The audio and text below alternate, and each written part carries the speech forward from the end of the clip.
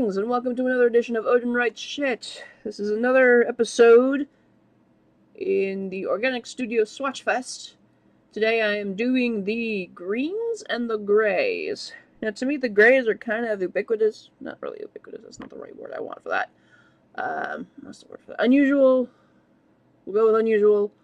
They didn't really have things that would really classify as black. Really? They have a couple of colors, but a lot of the ones like carbon I'd kind of expect to be black.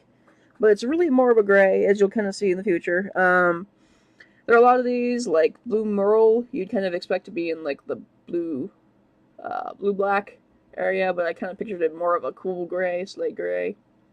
But anyway, this is how I personally organize them in my swatch book. It's my swatch book, not your swatch book, so yeah. Anyway, let's get to it. I'm gonna fast forward through these and just kind of write around what these are, and yeah, enjoy the swatching.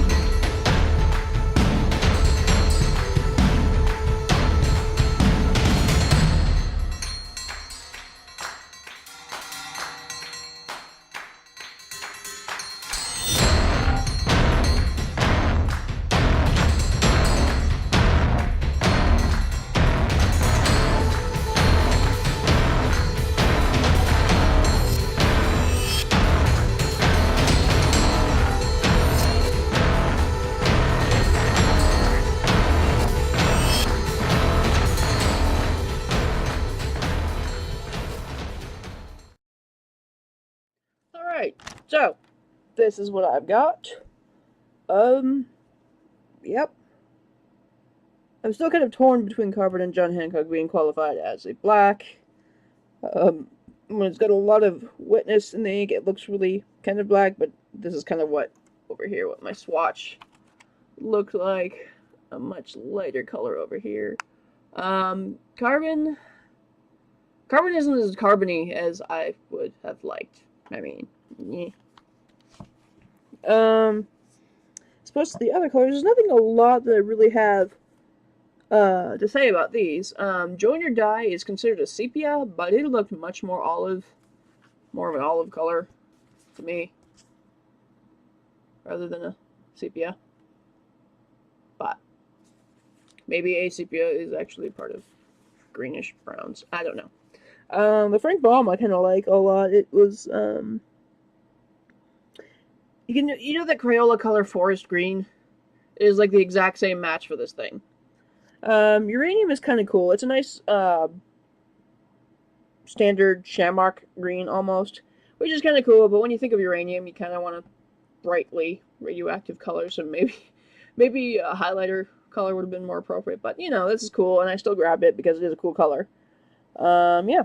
So let's see what these guys do on water.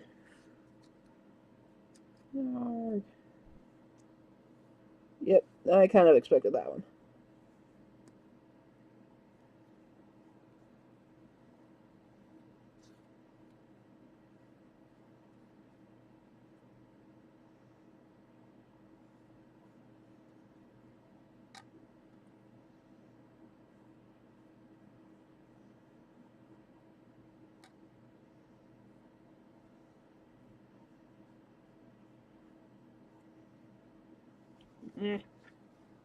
Let's open that up. Try it again.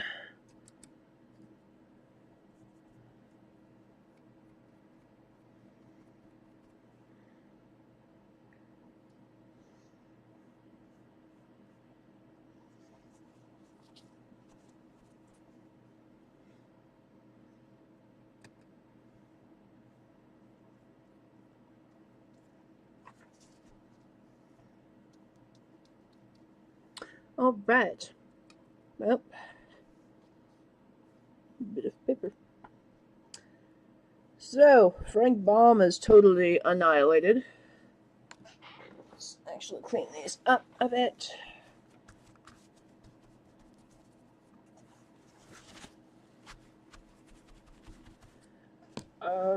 Yeah, uranium is totally gone too. But, apart from the big dark splotches, Manganate 5 is kind of cleanly disappearing, as if it never was there in the first place. Probably the join or die wins this round in terms of durability. I mean, the pigment bleeds a lot, but the color is still pretty super dark there, which is kind of cool. And then we have the crop paper test. And I started to have a duel with myself on the paper for some banal reason. I don't know. Yeah.